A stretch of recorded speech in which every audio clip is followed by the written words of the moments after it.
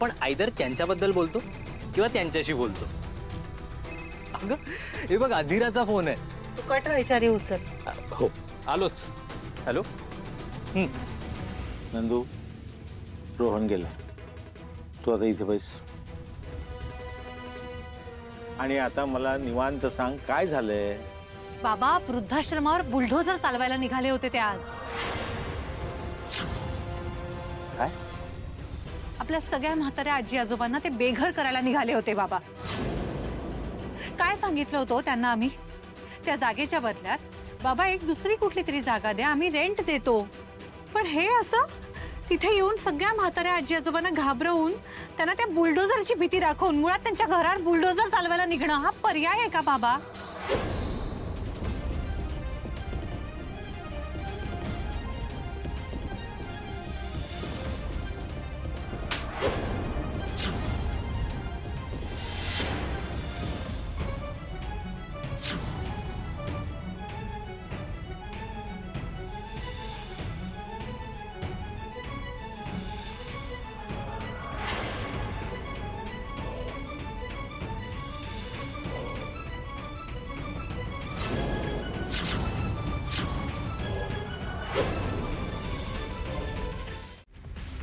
हाँ काय कळलं?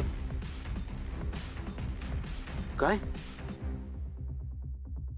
ओह पण हे कन्फर्म आहे ना? ओके काय झालं? हे सगळं अंशुमनने केलंय। काय?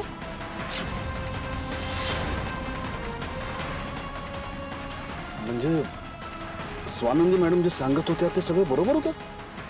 हो बुलडोझर पण त्यानेच पाठवला होता। मग यात माझं नाव पुढे येतंय का? स्पेसिफिकली तुझं नाव येतं असं नाही म्हणाले ते, बट ऑफकोर्स रायगडेंचंच। दादा आपल्या आजोबांनी जी जमीन लीजवर दिली होती त्याचे डिटेल्स, लीज पिरियड संपून 10 वर्ष होऊन गेले, अजूनही ती जागा रिकामी झालेली नाहीये। मला जमिनीचे ओरिजिनल पेपर्स आणि छोटा मॅटर आहे, तू नको लक्ष देऊ। 50 वर्ष त्या जागेवरती कोणीतरी राहत असेल ना, कोणीतरी राहत असेल तर मग सोडून देऊया। एक मुलगी आहे, ती हक्क सांगायला लागली आहे त्या जागेवर।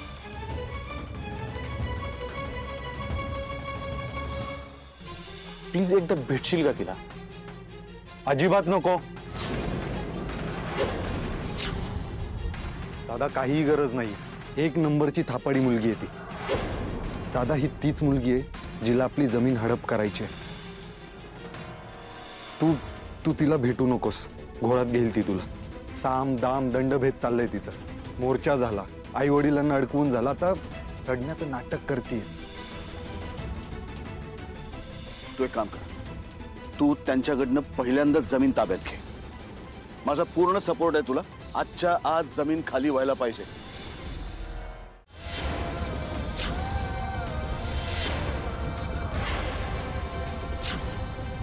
दादा एकदा ऐकून तरी घे।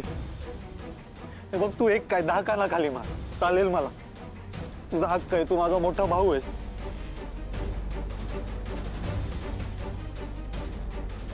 फक्त वाईट या गोष्टीचं वाटतंय की तू काही न ऐकता एवढं रिएक्ट झाला।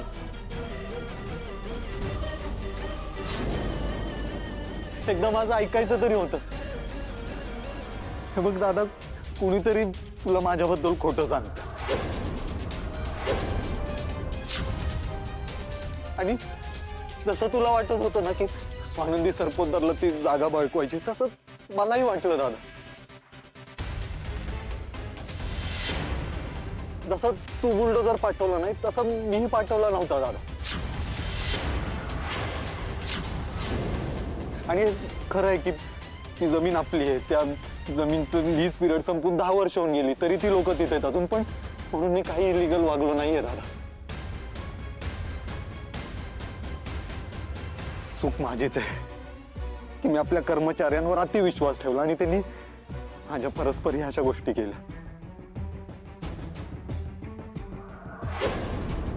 दादा यात माझं नाव गौरवलं जातंय दादा, खरंच मी नाही काय केलेलं दादा.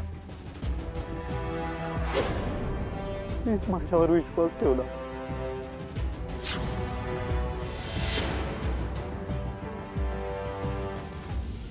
उठ.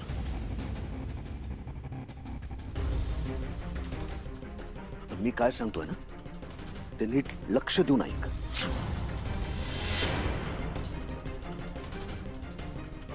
आपल्या आदिराचं ज्या मुलाबरोबर लग्न ठरलंय रोहन, त्याची बहीण स्वानंदी ती त्या वृद्धाश्रमात जाते काम करायला,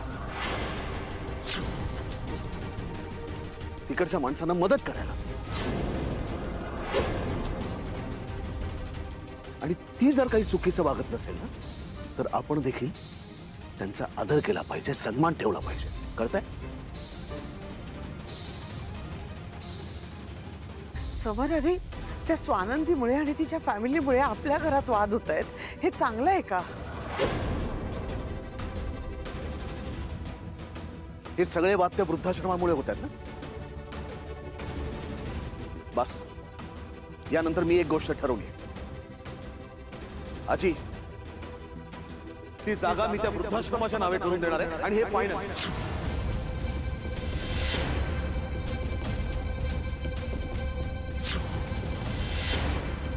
यात कोणीही लक्ष घालायचं नाही.